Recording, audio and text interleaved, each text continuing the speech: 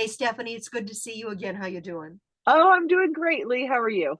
Really good. You know, you and I were talking about stress, and it's interesting. People deal with stress in their lives every day, hmm all the time.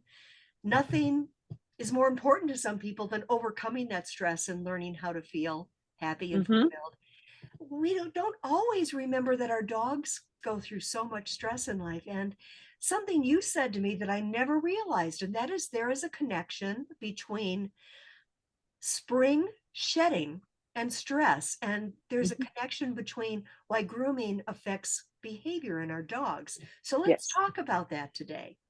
Yes. Because stress carries into everyday behavior. Okay. So basically, your hormones are getting thrown out of whack. Your stress level hormones, they increase and they don't immediately come down just because the stress has passed. It takes some time for that to happen. And so it can lead to things like reactivity, pacing, even just difficulty settling, the fidgety, right? So basically, if you can have a calm grooming session with your dog, you're going to help them not get as stressed during the grooming process and then therefore not as stressful throughout the day. And there's a lot of things that can do that, but it's really important to understand that shedding increases the sensitivity of their skin. The skin is releasing the hair, and so it's a little sensitive. So if you have just had your dog groomed, you could be exacerbating the sensitivity of their skin just by touching them. So that's very important to understand that it's not just the grooming process that can be causing that sensitivity, the shedding process can. So a loose undercoat basically increases the sensitivity of the skin and how irritable it is. That behavior is going to shift because your dog is uncomfortable. They are not trying to be obnoxious. They're not trying to be stubborn. They're uncomfortable. And so recognizing that is really important. Now, grooming tools can cause stress. So it's really important to make sure that your dog starts to get comfortable with things like the brush, a comb if you use it. The blow dryer is this big, scary noisemaker that blows on them. And so that can be very stressful. Nail trimming, even if you're using a grinder, they're not necessarily going to have the same feeling on the nails, but the noise is an issue. So making sure that you are actually desensitizing your dog, getting them used to these noises, getting them used to their fur being tugged when the brush goes through, or working on a particular knot or a mat, that can really help them. And it can show up by how many people out there have pulled out the nail clippers for their dog and their dog runs away.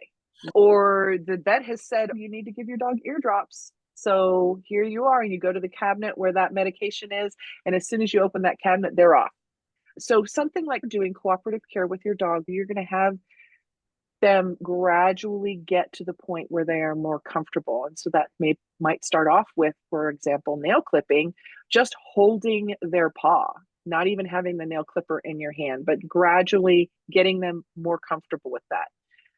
Many people do these long, drawn out grooming sessions with their dogs.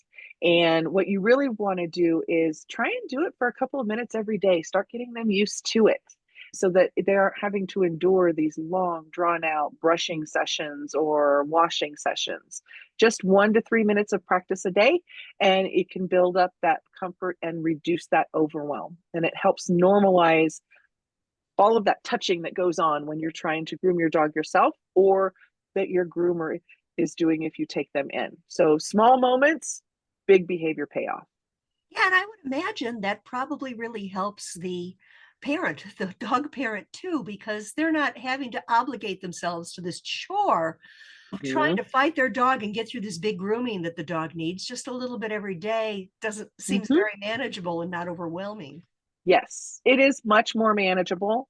We are going to always have those bigger grooming times, right? Our dog gets muddy and we have to give him a bath and brush him out and all of those kinds of things. But I tend to break it up with my dogs where I might do nails on one day and then we do a little bit of brushing, mostly every day for the brushing. But I just do a few strokes If your dog is really sensitive and they have a lot of undercoat and you're trying to get a bunch out, break your dog up into areas, right? And so you've got your left side, your right side, front and back, tail, neck, and you just concentrate on one spot for the day. And that's in whatever you get done in 3 minutes or whatever you get done in the time that you have where your dog is still not trying to get up and walk away from you. That's how much you get done. And then the next day you go on to the next one, the next section.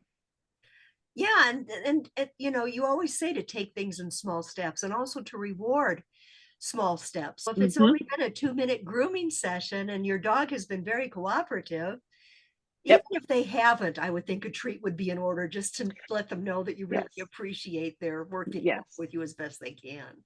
Yes, and for some dogs, it's going to be better if you have two people. One is responsible for the treating and the other is responsible for the grooming. That can be very helpful. If you are doing this by yourself, then make sure that you are treating a lot throughout. So maybe a brush stroke, and then it depends on where they are in this grooming process. But in the very early stages, you might be doing something like, hey, look at this brush. Here's a treat. Okay. Or let me take a stroke with this brush. Here's a treat. Or here are the nail clippers, and I'm going to touch your toe with them, not even clip them. Here's a treat. So you're really trying to change their attitude towards the whole process so that ultimately, and this is possible, I've had it with one of my dogs. I had another dog that never truly got comfortable with the whole nail trim, but would tolerate it. But I had one dog where she would just lift up her paw and give me her paw and let me give her a manicure. So it is possible to make them feel very comfortable in all of these weird, strange processes. I think you've given a lot of people a lot of hope today because it is very stressful for both dog and pet parent, you know? So thank you so much Yeah, for that. Is there yeah. anything more you want to add?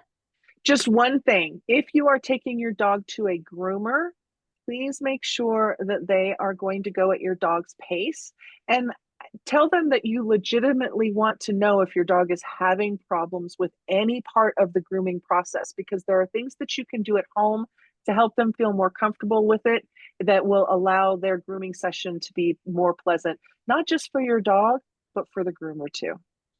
Right. And if any of you have questions about how to individualize your grooming with your dog, another great person to talk to, of course, is Stephanie at Canine Zen. All of her Thank you. information is below. Feel free to get in touch with her. She's always happy to help. And we will talk to you again soon. Perfect. Bye Thank you, bye. Stephanie. Bye bye.